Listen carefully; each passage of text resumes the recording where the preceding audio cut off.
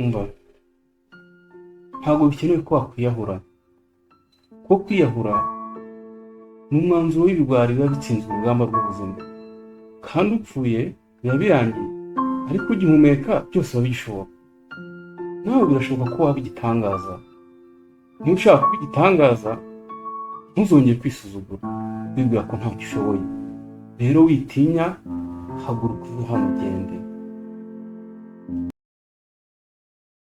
ariko se uragira ngo njye kuno wari inshuti magara anyirukanye ku manywa y'ihanga?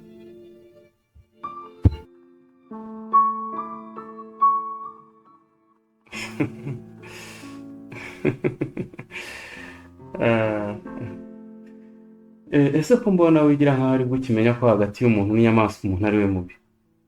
kuko twe abantu twirinda abantu kuruta uko twirinda inyamaswa kandi abantu barahindagurika ku buryo bigoye ko umuntu mwasezerana ukizera ko atazi isezerano. niyo mpamvu burya umuntu yubaka inzu agashyiraho na porutaye hanyuma nijoro yajya kuryama agafunga ya porutaye agafunga inzu agafunga no ku cyumba araramo.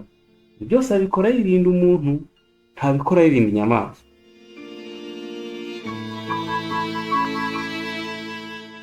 inama rero nakubwira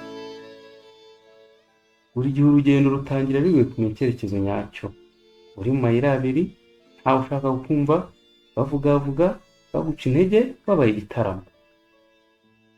we bareke bazi bashungera ari benshi bakujyanira inzara bibaza iyo ujya n'ibyo ugiyemo n'icyo bizakumarira. bro we seka rwose witinya guseka ubundi yizere wowe ubwawe wumva ko icyo ugiye gukora ari cyo gikwiye hanyuma ugenda uteye intambwe utangire urugendo rwawe vuba cyane. abari bagushungereye bazahinduka abafana bawe bagukomera amashyi.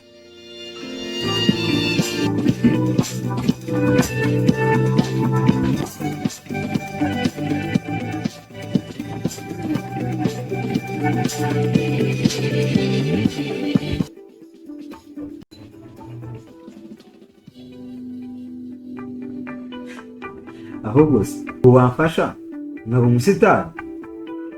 uri umushaka umusitari? kuko hari ikidasanzwe nkubonamo. ngwino tugende dufatanyije twagera kuri byinshi.